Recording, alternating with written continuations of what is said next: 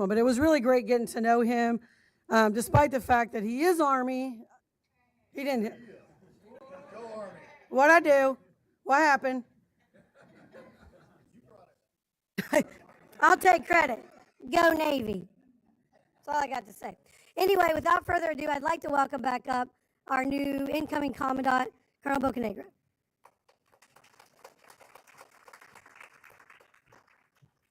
Good afternoon. Welcome back.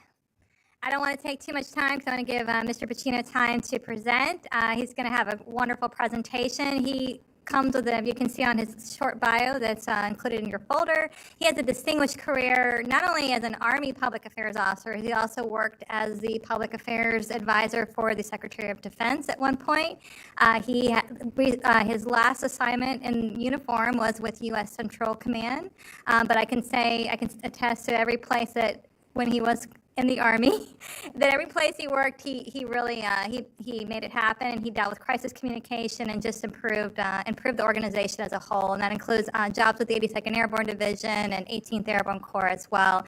And following his career in the military, he did briefly serve did some stand-up comedy, and now he's working back with the House of Representatives. But with that, I'll welcome Mr. Joe Pacino.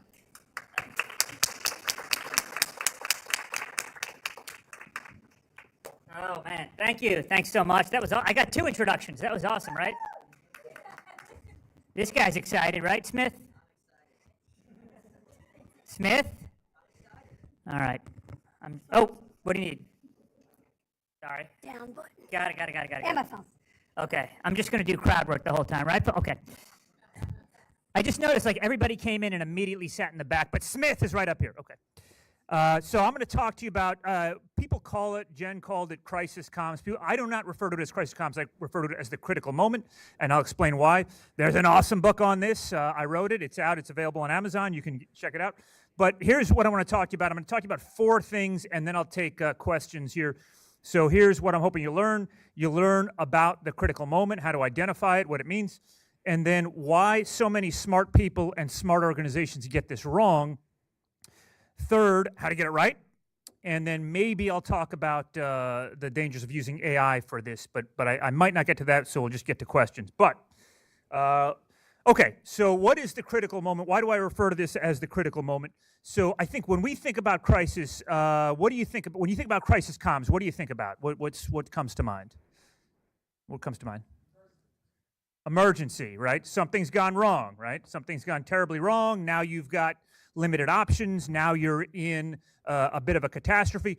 Okay, so I've worked crisis in the Army. I worked it for the Secretary of Defense. I worked it in CENTCOM, and then in the corporate world, and now on Capitol Hill for politicians. One thing that I found is we tend to think about, as communicators, we tend to think about crisis as 2 trains colliding in the middle of the night. Now we've got a problem. The truth is that if you're trained to identify this, you can see the trains coming together before they actually collide. So that, to me, is the critical moment. And if you're trained and you're looking for it, you can stave off crisis. In a critical moment, pressure is high, things are starting to go wrong, but you still have options. Once you've reached crisis, options have narrowed and you're bracing for impact. So what happens, how do you identify the critical moment? So the first thing is information moves outside of official channels. So in stable environments, how does information move in an organization? Military organization, corporate organization, how does it move?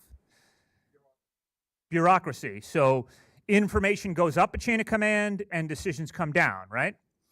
That's in a stable environment. In an unstable environment, when it's a pressurized and ambiguous situation, information starts to move laterally. So people don't necessarily trust that flow of information, and they start texting each other, they start moving things. You may have a leak of information. When you start to get a media leak, you know that you may be in a critical moment. Okay, that's the first thing. Second is stakeholders shift towards self-protection. So, in traditional environments, people trust the process. People trust that they're containing their information. People trust that everybody's working towards an aligned goal, and people trust that everybody understands that goal. In unstable environments, when you reach the critical moment, stakeholders start to document things for themselves. They start to tell people things that they want to, they do for self-protection. So people stop moving and stop trusting the process and start trying to preserve their own place in the system. Okay, the next one is time moves differently. So this is a critical one here. Time moves differently. So what do we mean by that is that speed starts to overtake rational decision making. So, questions that once felt strategic now feel urgent. And so what I mean by that is that the pace improves, the pace increases, but clarity does not. And this is really very important for the critical moment, because people start to operate quickly, but they start to operate quickly with incomplete information. So I worked with 2 neuroscientists on this book. Everything in this book is based on neuroscience. And one thing we found, and is proven in multiple studies, is that in moments of pressure, the mind doesn't wait for clarity. The mind constructs clarity. And then the brain forms an initial interpretation and subconsciously filters out everything that doesn't support that initial interpretation. So the moment you understand, the moment you think you understand what's happening, is the moment that your judgment is the least reliable. And that's what happens when time moves differently. And then emotional reactions outpace reality. What I mean by that is there's a phenomenon known as emotional contagion that overtakes organizations. Emotion over time, very quickly in critical moments, when there's ambiguity, when there's pressure, when there might be a calamity, when you can fend off a calamity, emotion becomes the only sun in the sky, and it pulls everything towards it. It pulls decision-making towards it. It pulls critical thinking towards it. It's a gravitational force for all decisions and all information. So that's how you can identify the critical moment. And why do so many organizations, I've seen so many smart organizations get this wrong, so many smart leaders get this wrong. The very first critical moment that I addressed when I left military service was the Alaska Airlines door plug incident, January 4th of 2024. Anybody remember that? We all remember it. You know what I'm talking about, Smith? You don't? All right, somebody explain it for Smith over here.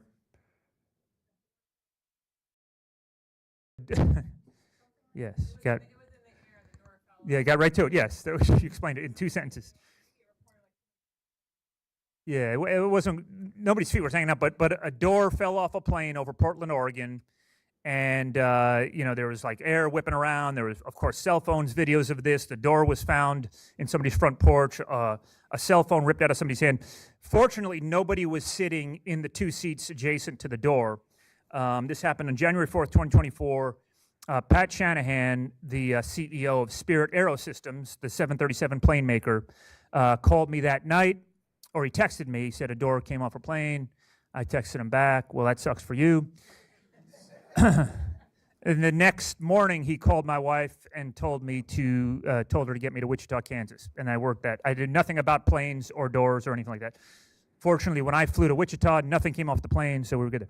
Okay, so what I found here is what happens in high stakes moments is that this is kind of the way that the human brain evolved over time, is that the brain is a self-preservation mechanism, and your brain cannot determine between a physical threat or a reputational threat. It just identifies threat. So if you think about our ancestors, 4,000 years ago out in the wild, they see a tiger, they see some sort of physical threat, so their brain goes into preservation mode, right? And so the brain stops sending blood to the thinking part of the brain and starts sending blood towards the large muscles, the arms and the legs, either fight or run. And so you're drunk on dopamine at that point, and your brain is not thinking rationally, you're not thinking normally. Now, obviously, it's not appropriate to think about or process a reputational threat the same way as a physical threat. But you have to identify that this is happening in your mind or happening in the minds of your leaders. So how does this really work in real life? So the brain is a processing machine. It's a pattern processing machine. It's the greatest pattern processing machine that science has ever found. We're the greatest animals at it. And that's how the brain keeps us safe, right? So the brain sees this is a dangerous world. There's danger all around you. There's uncertainty all around you. And so you see the brain takes in data, life, events, what's happening, and tries to form patterns around this, okay? So if there's a pattern that is something is dangerous, something's safe, that's how it receives information. The brain sees that one of our ancestors went and took berries off this tree, got sick. Okay, that's a piece of data. It happens a second time, that's another piece of data. It happens a third time, we need to stay away from those berries. Okay, if something new happens, something that's ambiguous, something that's unclear, there is no data that forms a pattern, so then the brain has to process that for us, okay, that new thing for us. So the way that works is that, I don't want to get too deep into neuroscience here, but a thing happens, right? Door falls off a plane. Never happened before in the history of this organization. So that's a cue. A thing has happened, cue recognition, it hits your brain first as a piece of data, then as an emotion. Okay, so things happen, it's a piece of emotion. When things happen, you have emotion, it traditionally goes to the thinking, the left side and the right side, the thinking and the feeling part of your brain subconsciously, and then consciously your brain tells you what action to take. In an ambiguous situation, a pressurized situation, it's that red arrow. It goes into the feeling part of the brain, and then your feeling part of the brain tells you what to do. That's where people make mistakes in the critical moment. So you can train yourself how to avoid this, and you can train yourself on how to know that you're in this situation. So, okay, how to get this right? What do you do to get this right? This is the central part of the book is the AAA system, right? So acknowledge, align, and act. Act is the first thing that leaders, even really smart leaders, even really experienced leaders, even really good leaders, the first thing they reach for, and that's why it's last. Because action without alignment is confusion. Action without acknowledgement builds distrust. So you really have to understand who your stakeholders are, your people, put your people first, create clarity, create unity, act decisively, and then that's how the system works. So the first part is acknowledge, all right? The first part of the thing is acknowledge the emotions. So acknowledge the emotions of your people. That generally means addressing your people, talking to your constituents, talking to your stakeholders. In a publicly traded company, you have a lot more stakeholders than you have in the military, because you have complexities with laws, you have federal laws, you have investors, you have government regulations, and in publicly traded companies, every piece of information that goes out or every piece of information that's delivered, even in a closed room like this, is risk, is legal risk. So in other kinds of organizations, military, it's a little simpler, but you've got to acknowledge the emotion, okay? So acknowledge the emotion using all the tools of public speaking. You know, public affairs folks, we talk in public for a living, so we understand these pace, tone, pitch, volume, and presence. And there's a piece in the book about how to use these effectively. But that's the first thing you've got to do, is acknowledge their emotion and meet them where they are emotionally. So when I continue to carry this anecdote about the door coming off the plane. So I got there on Saturday night, and I knew nothing about plane build or about the door plug, I knew nothing about, I didn't even know that Spirit Aero Systems, I thought it was Spirit Airlines, but it's Spirit Aero Systems, which makes the entire body of the 737 for Boeing. And when I got there, I kind of built a war room. So I had, okay, I need a lawyer in here, I need an investor relations, I need a mechanic, I need a chief technology officer. Every stakeholder, everybody in the organization has to be represented in this war room so I can understand, and we can all understand what's going on.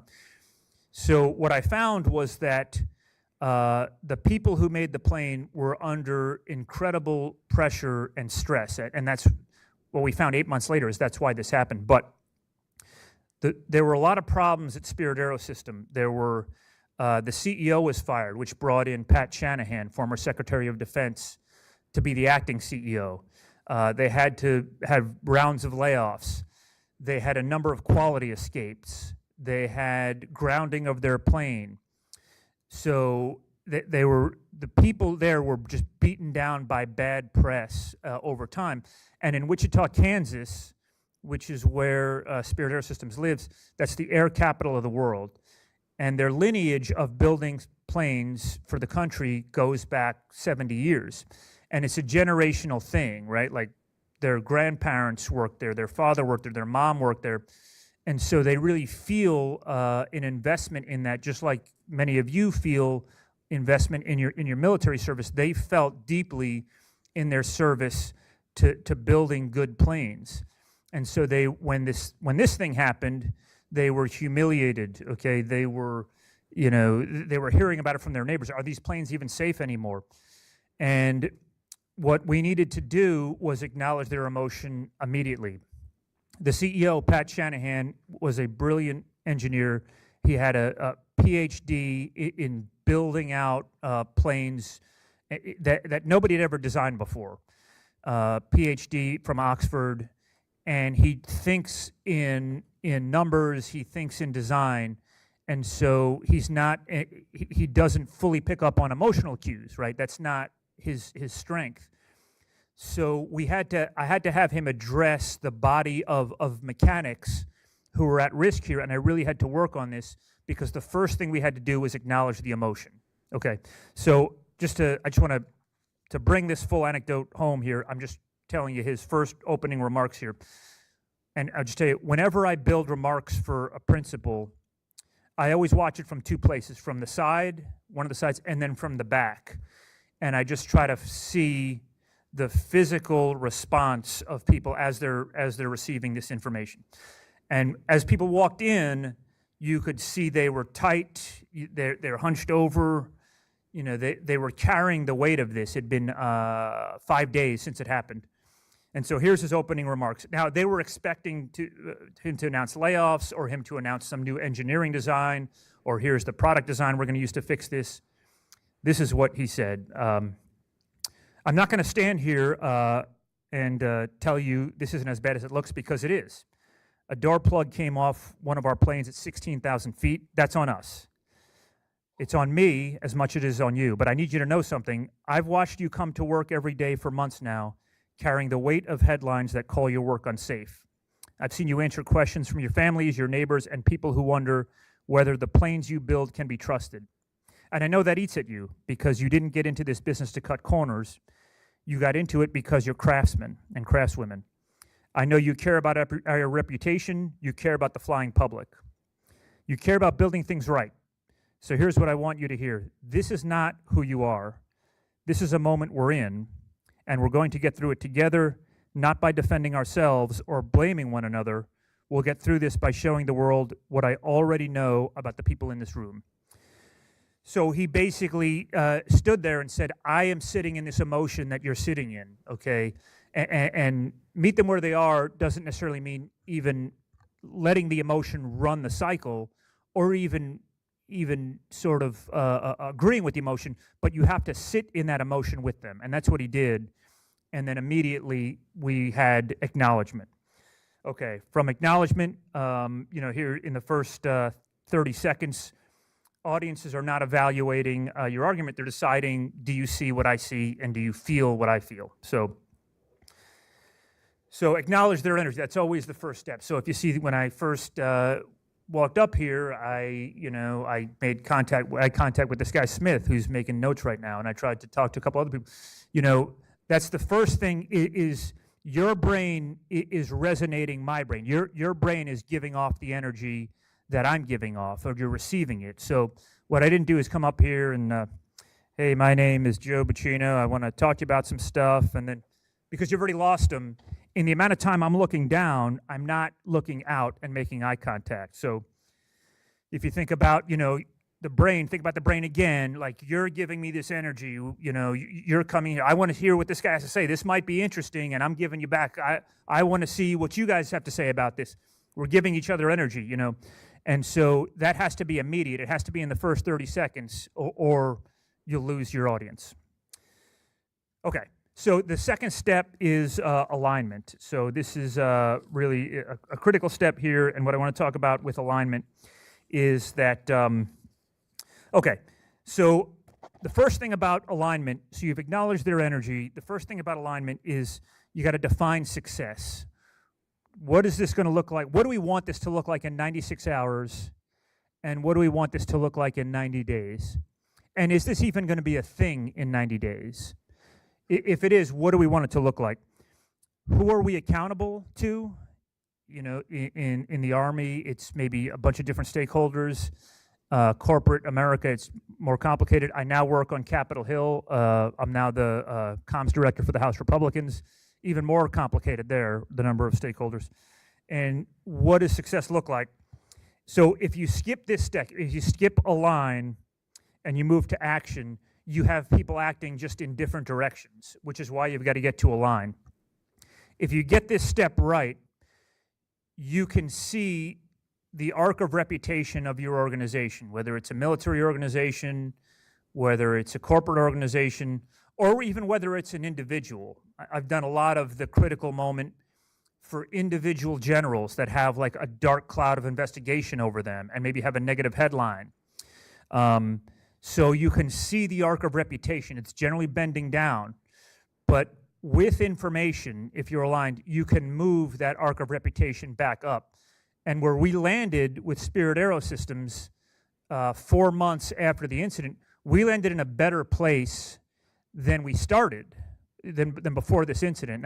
And I can speak to why in the Q&A if you really want me to. I can, how we got into that. But, okay, so then you've got a line, you've acknowledged, you've aligned, and then you move to act. And there's a reason that, you know, act has to be the last part. So what is the first action that reflects the alignment you just created? Who owns that action? And what's the sequence and what's the phasing? Because it's got to be a phased operation generally. So that's the AAA system kind of condensed there.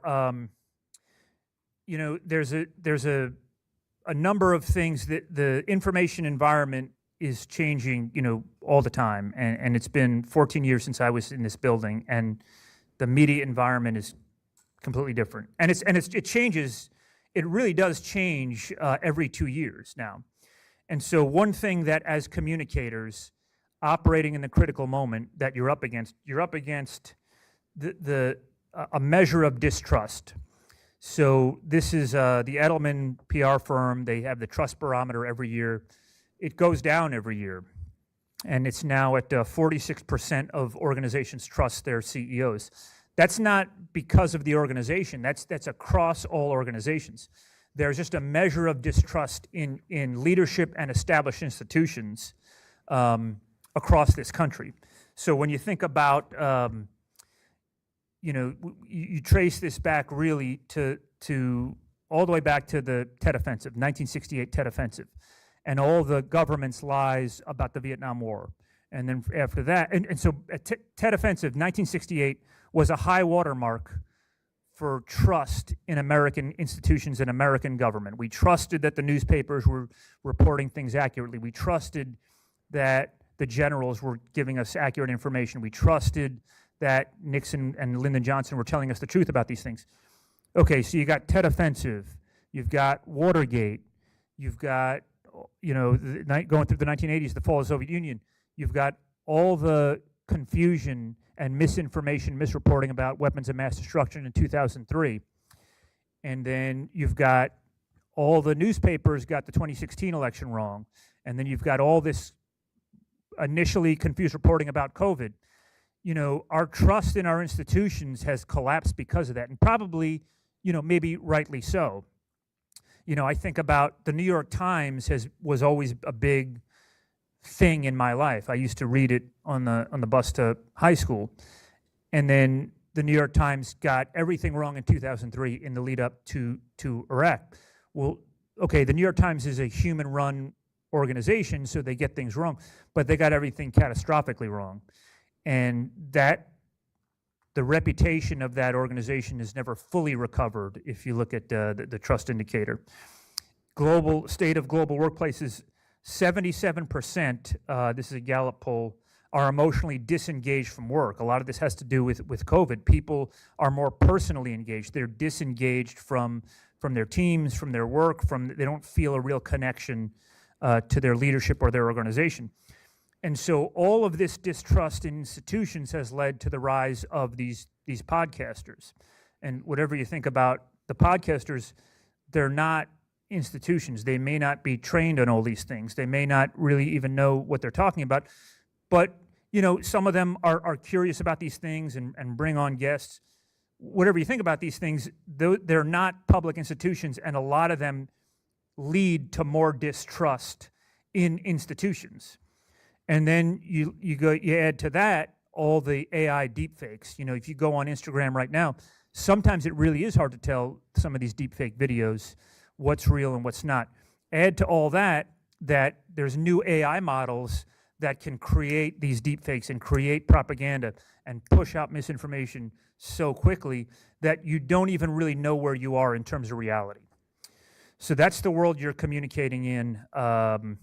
And that's how you manage a critical moment. I can talk about AI model collapse if anybody wants me to. If not, I'll take some questions. I guess we'll take some questions, and then I'll talk about AI after that. What do you think, Rodriguez? Is that good? Okay. All right. Any questions for me? Yes. Yeah. Can somebody get it?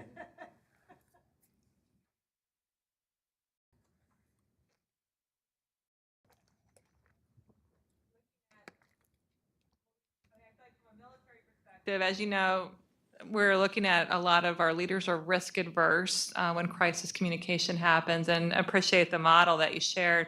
What would you recommend for some of the younger practitioners on how to best, like if there are crises as we're seeing, like different dynamics in the global security environment and just here in the United States, like how would we advise our general officers to come off the ledge and be a little more proactive with communicating? Yeah, so I go back to this thing here. So, you know, when I think about like some of Army communications and some of the Army leadership, I don't really know that much about how the other services do it. The Army is like Boeing, right? Boeing is a very corporate, buttoned up organization that doesn't do any comms. Everything goes, their lawyers are basically their comms structure. And the problem with that is in a critical moment, you're letting the critical moment overrun you, and you're doing nothing to get your action out into your stakeholders. And so everybody's talking about this thing that's happened. The media environment is shaping the thing that happened. You have a limited time window to respond to it publicly. And if you don't hit that limited time window, you know, the arc of reputation is just going to plummet down, and at a certain point it's just going to plateau, and you're never going to be able to get back up. And a lot of times you're never going to be able to get back up. So that's the thing about a critical moment is, you know, you've got to get alignment before you act, but there has to be some public messaging around a critical moment. You know, whether it's with you know, an individual that's been in trouble, or whether it's an organization that's been in trouble. You know, right now on Capitol Hill, we have a number of, we have 3 to 7 crises every day, and we go through this process, the AAA system, and just try to flip it back to where, let's get them on Fox News in the next 72 hours and try to address this with some other kind of messaging. But if you don't message, the critical moment's going to run you over, and it's going to become a crisis, and it could become a catastrophe. Sir. The scenario that you, that's hot. It is hot. Yeah, it's hot. Yeah. The scenario that you presented about the plane and the door, yeah. When was the critical moment that you identified? Yeah, so the critical moment was that probably on Monday, the 7th, January, correction, yeah, Monday the 7th. So within 6 hours of me getting that text from Shanahan, CNN reported on it. And then about 24 hours later, they had the video. So there was initial confusion about how this happened and what happened. And what we had to do was establish what our actions were, how this did it manifest, and then furthermore, what actions we were going to take with the door plug going forward. The critical moment there was addressing the action of what happened with the door plug, how it fell off, and then what actions we were going to take as an organization, as a company, to seal the door on further. And the way we managed that through the action was we had every day our chief technology officer, Dr. Sean Black, would send an email every morning at 8 a.m. to the entire organization. And it was an update on, this is what we know that I can tell you, because we were under a federal investigation, so there were some things we couldn't reveal. And he would send that out at 8 o'clock. And then at 8:05, I would send that out in the same format to the press. So it was, we called it the inside out PR technique. And so, because what I told the mechanics, I don't want you to read about this in the New York Times. I want you to hear about it from your leadership, but we do need to make this public. So they had the first crack at it, and then we'd get it out to the news. And we got so much information out on the news. And then by the time the the FAA and NTSB investigations were done, you know, what was revealed, everybody already knew. What was revealed was that that door was installed correctly in Wichita, Kansas. The airplane traveled by rail, as is the standard, to Renton, Washington, to the Boeing plant. At the Boeing plant, they removed the door, which they were not authorized to do. They removed the door. They got confused about one of the rivets inside the door. They removed the door, which they didn't need to do, and they were not authorized to do. And it lay on the floor for 96 hours. There was a lot of confusion around the plane. They had to get the plane out to Alaska Airlines, so they slapped it on, and the guy who comes behind it and puts the 4 bolts on didn't put the 4 bolts on. So by the time that report came out, this was no longer really a story because all that information had been revealed. Sir. Thanks. So I work in the public health space, and I was fortunate to get that job after working here for many years. And my question is, because the latest Pew survey says that government institutions are trusted just above social media and AI chatbots is where we rank. Yeah. So how important is it to pick the right spokesperson, and what criteria would you use when you're trying to generate or engender trust in your response to a crisis? I think that for some of those kinds of organizations, the spokesperson is less important than the leader. So the leader renders a decision about what information will be released, how it will be released, and what is going to be acceptable, what kind of risk we're going to accept. Generally, I think what you want for a public spokesperson is probably what you want similar to Capitol Hill. You want somebody who either understands the media environment or can understand the media environment within 90 days, and then has the ability to build relations with reporters, deep, meaningful relations with reporters, because that's very important in the critical moment. So as communicators, we're in the relationship business, and relationships with reporters that are necessary or important in the critical moment go beyond, I know this person and I have this person's number and I'll call this person if I have a question. They're trust-based. So, there's reporters I know who covered the Pentagon for many years who've held on to really important, sensitive information that I embargoed for 4 months. We've had, I always tell reporters, off the record goes both ways with me. So if you give me something that you're working on, it goes into my black box, and I've always upheld that. And so reporters can trust that, and they understand that I'm truthful, you're truthful, and that if I give you information about my organization, you're not going to find out later that it's wrong. Or if I can't tell you this thing, there's a reason I can't tell you this, but I'll give you this other nugget and get you on a trail towards it. And I think where I've seen a lot of on the Hill, where I've seen a lot of comms directors get lost with that or ineffective for their bosses, is where reporters don't trust them. First of all, either don't trust them that they're going to have any good information because they're never in the know, or like this comms director has his own or her own interests or his or her own agenda, and I can't have confidence in the information that they're giving me on background. So that's the key to me, is that critical to all the stuff that I talked about is, we build relationships that are based on trust, and we're in the relationship business. So, yes, sir. Hey. Hey. So my question is really similar. I think we're on the same wavelength there. So in this time when misinformation and disinformation make it so difficult for us to maintain public trust and support, how do we bridge that gap? How do we actually do that when there's so many deepfakes and it's so easy to just take a photo of a leader and make them say something they never said? How do we actually hold that narrative?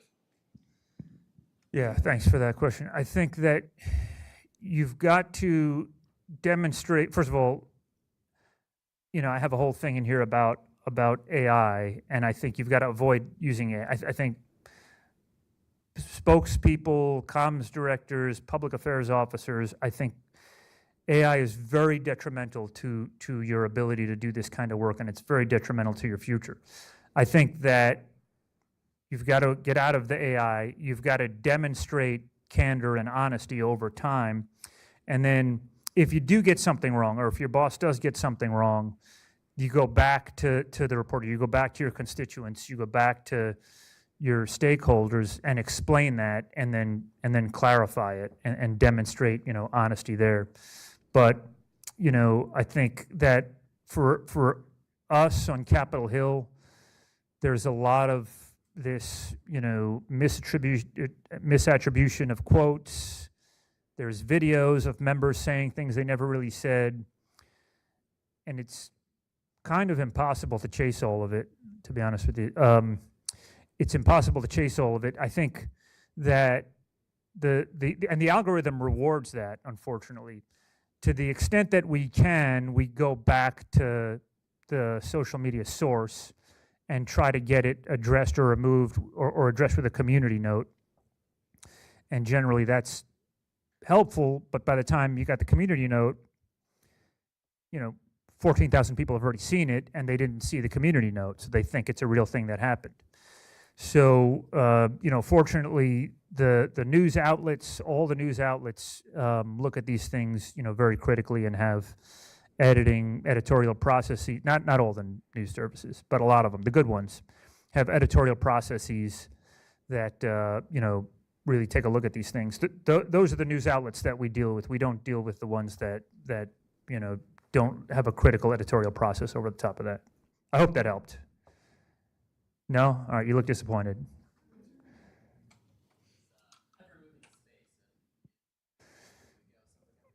Yeah, I mean, to some extent, on the Hill, it's hard to track all of it, and it's hard to address all of it. So we address the things that really matter. Some of them don't matter, but we address the things that really matter.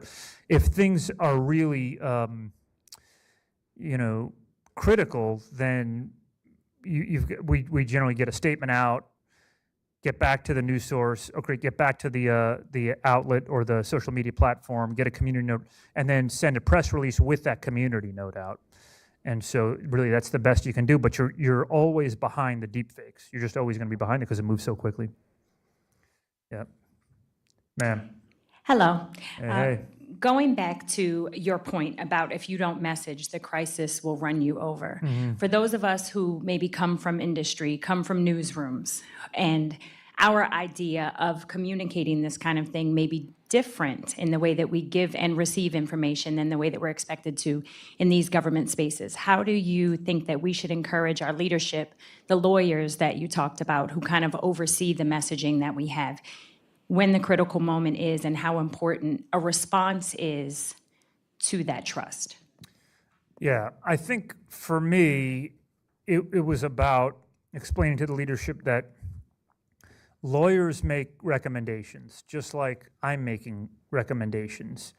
You are the decider, and what you have to weigh is not just the legal risk, but the information risk and the risk out in the media space. So, you know, what's the larger risk here? Well, my assessment is this. The lawyer's assessment is this. So you're giving your leadership your assessment, and the lawyer is giving his or her assessment, and then the leader makes a decision with regard to that. I think that, you know, with Shanahan, because I'd worked with him in the Pentagon when he was the deputy SecDef and acting SecDef, we had almost like we were in each other's minds by that time, and that was something that the lawyers didn't really have with him, so that was an advantage for me. And if you can have that, to me, a really good comms director has that relationship with their leadership.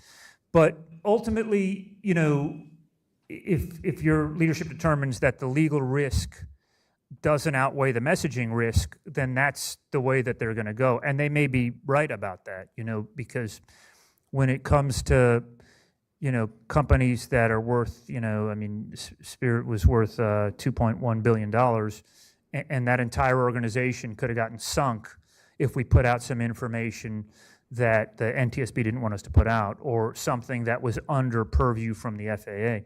So, you know, there's a lot to that goes into that for leadership for an organization that you don't really have in the Army. In the Army, you really focus on, like, what is my higher command going to think of this? But ultimately, you know, it gets much more complicated when you get into corporations, and it gets much more complicated and beyond that when it comes to Capitol Hill, because you've got, you know, you've got stakeholders that are seeking re-election, you've got at-risk districts, you're trying to raise money, you've got the White House, you've got all these different stakeholders that you got to be beholden to, and so you're going through that cycle really every day. So, yeah. Just maybe two more things I just wanted to touch on if we don't have any other questions. Oh, we got a question. Yes, ma'am. Figure I'd stand up anyways. I've been sitting for Okay. a while. You talked about kind of getting leadership on board. In your process of writing your book, or kind of throughout, you've given anecdotes. Do we have data to kind of support this model here of like this many companies or organizations hit the critical moment and grew because of it, or reputation went down because of it? Yeah, thank you for that. Yeah, I do. I have stories in there that I wasn't a part of that I examined through this process. I have 4 stories that I examined through this process that didn't follow, that allowed a motion to drive action and went to action prior to acknowledgement or alignment. And in those 4, and I kind of use those as case studies for what went wrong and where they could have gotten this right. And then in my case, I've got 14 stories that I've used. And then I've got data points on trust within those, within the 14 organizations, data points of trust within 6 of them that I could gather data points for. So what that showed, trust over time having used this system. That's really the best I could do in trying to prove this out. But I think I make a strong argument throughout the lifespan of the book. I don't know. You tell me. What do you think? You're trying to tell us we should go buy your book. If you do, you do. So, yeah. Wait, anybody got any questions? If not, I just want to talk about 2 more things here. Oh, yes, sir, please. How do you think SecCom's going right now with countering fraud? Oh. So I think that, I'm looking at it from, so my last role was CENTCOM. And what I think they're doing is that's good, and they may be watching this, I don't know, but what I think they're doing is that's good, is they're getting out the strike footage very quickly. That's good. They're getting out information before the White House is. They're getting things out before Trump does. And the reason, and I'm not being critical of this, I'm just whatever I think about this, I'm just telling you what's happening. There's no Pentagon press apparatus anymore. There's no function to get information out, right? So you've got the White House, and then you've got CENTCOM, and there's nothing in between. So CENTCOM has been freed to do this in a way where there's basically no oversight. So they're getting out strike footage, they're getting out, you know, their strikes, data, battle damage assessment. So that's for the good. What they're not doing is answering any follow-up questions. They're not answering any follow-up questions. So, you know, what was this targeting? What kind of weapon system did you use? Where was this in the phasing?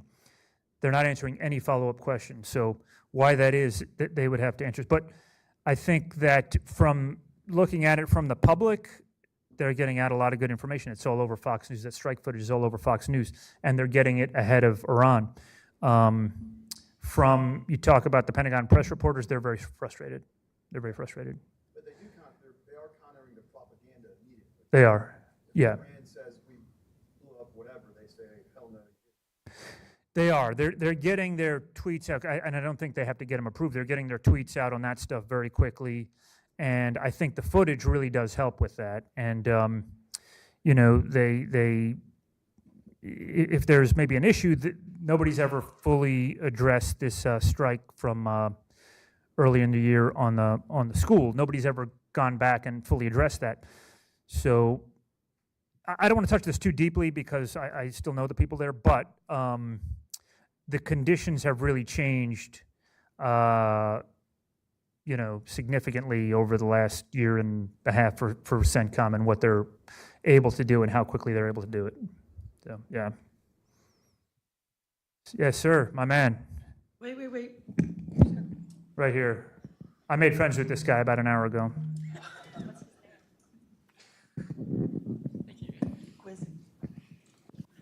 I know a lot of your steps are covering like this critical moment and where the ARC reputation is able to bounce back.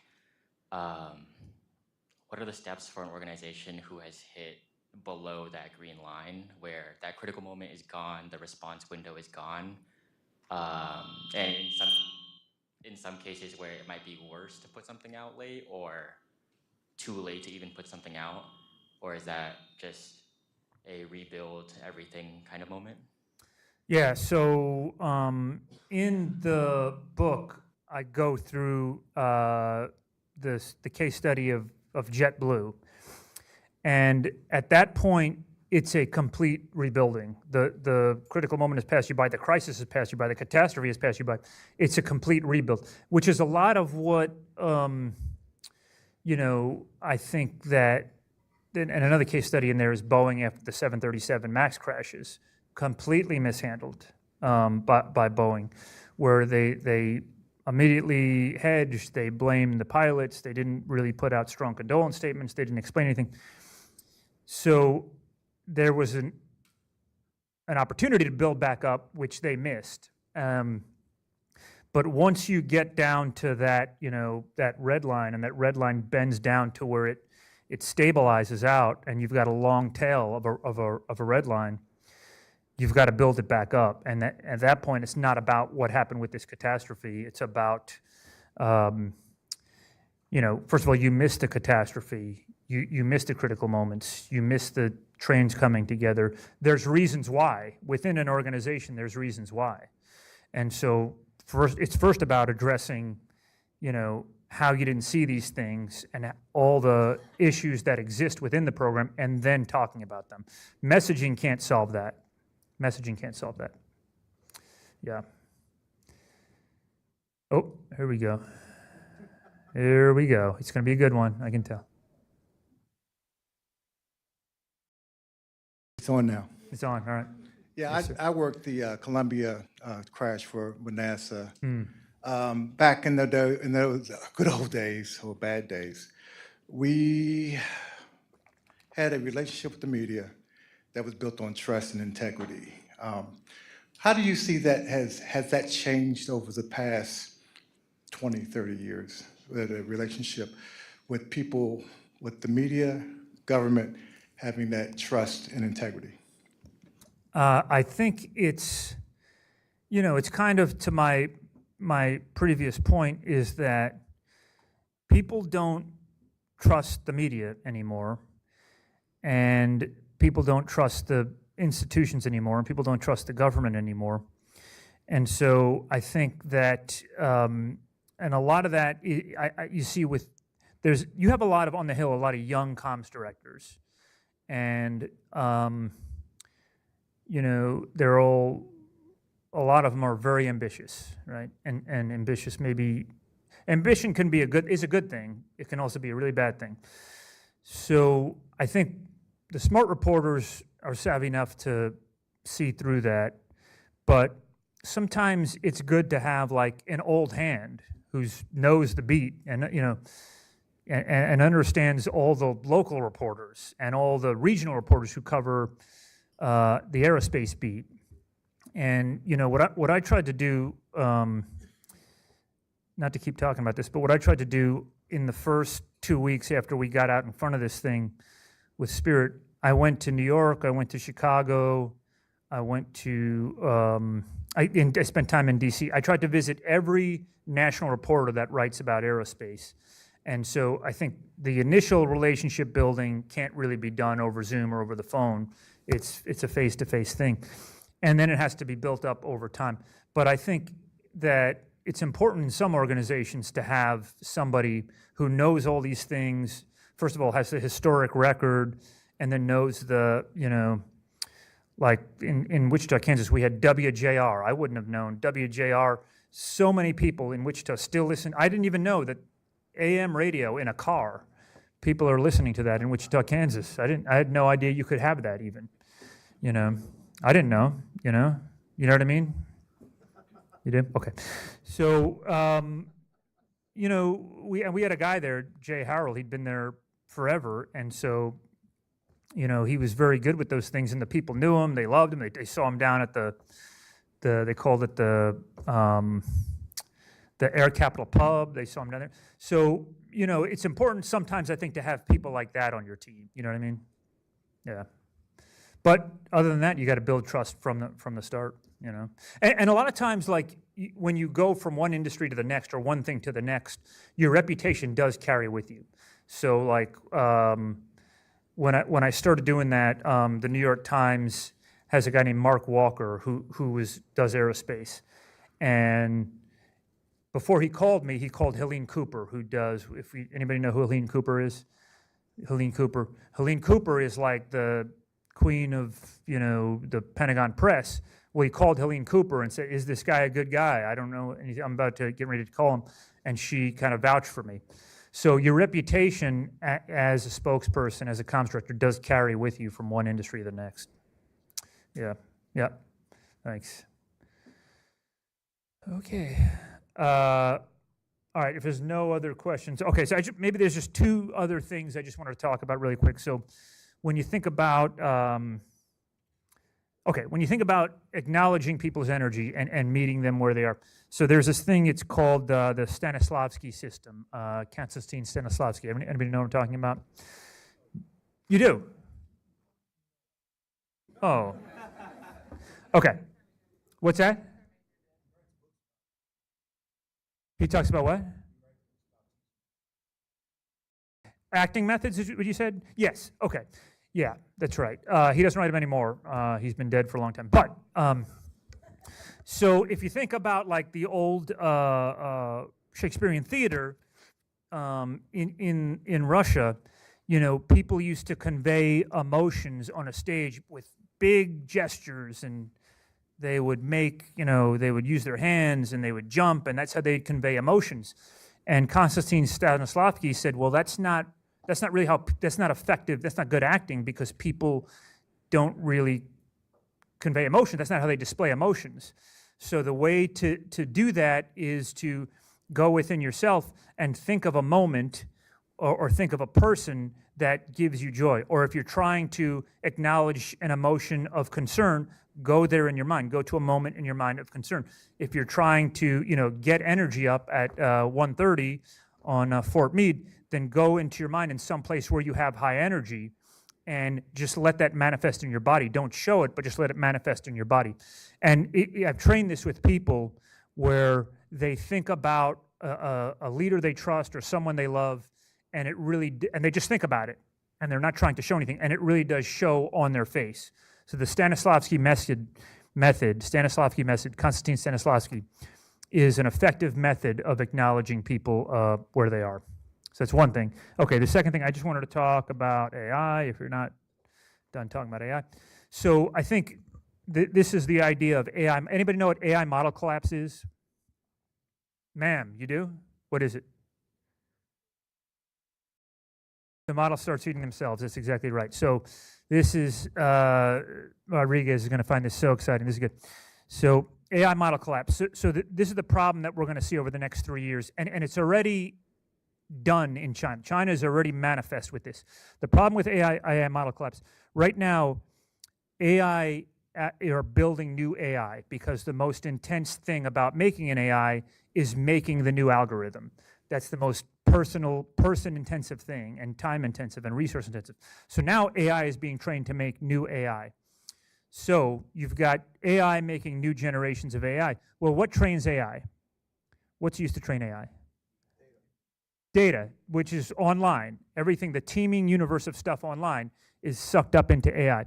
Well, most of what's online in the United States right now, in the open universe, in the free universe, is made by people. Most of it. It's trending towards, it's probably like a 70-30 split. So that gets sucked up into the next generation of AI. Okay, that generation of AI spits out what? AI content, synthetic content. Where does that go? Goes back online. Okay, the third generation of AI, how is it trained? It's trained off that stuff that's now 40% AI. It creates more content much faster, much more content, much faster. It spits it back out online. Now you're at a 60-40 split, most AI. So you get 7 generations of this over 3 years, and you're going to get further and further away from a human heartbeat. And you're going to get further away from like the human foibles and the insecurities of people, because all that's shaved off by AI. And AI reverts everything to the mean. And you're going to have comms people who rely on this that are just going to have this formatted, synthetic content that doesn't resonate with anybody, which is why it's really a tragedy when I see public affairs officers use AI. And I see it. I know that there's public affairs officers in the Army that their commander tells them, we need a communications plan for this. ChatGPT, and they're done in 5 minutes. Well, first of all, you've taken your cognitive load and you've dumped it on the algorithm. So you're not training yourself anymore. You're training the algorithm. And second of all, like at that point, I don't think your commander needs you anymore, because the aide can go to ChatGPT and do that for you. So I think the further you get into AI and the further you use these things, the worse you're going to be as a communicator, the worse your organization's going to be. This is already manifest in China. If you go into China and you try to get information on COVID, on the failings of the government in COVID, you won't get anything, because they stripped this out with the Great Firewall, and then they've built AI on top of AI, and the AI is trained on the government got everything right during COVID. So, that's the problem I think you're going to have over time here in the United States with a free and open. You need a constant, fresh input of reporting and ideas into online. And if you relegate that to AI, it's a social problem over time. Okay. If you want to get in contact with me, that's my email, my phone number. I'm very easy. I respond to everything. I'm very responsive. But look, I want to thank you all for the time. It's great to be back here at the Defense Information School, and I'll be hanging out for a little bit. All right, thank you.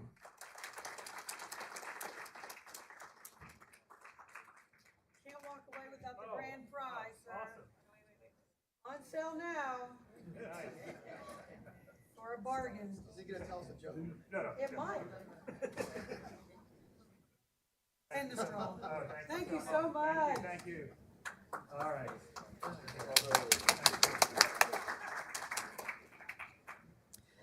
Okay, how was that? Wow.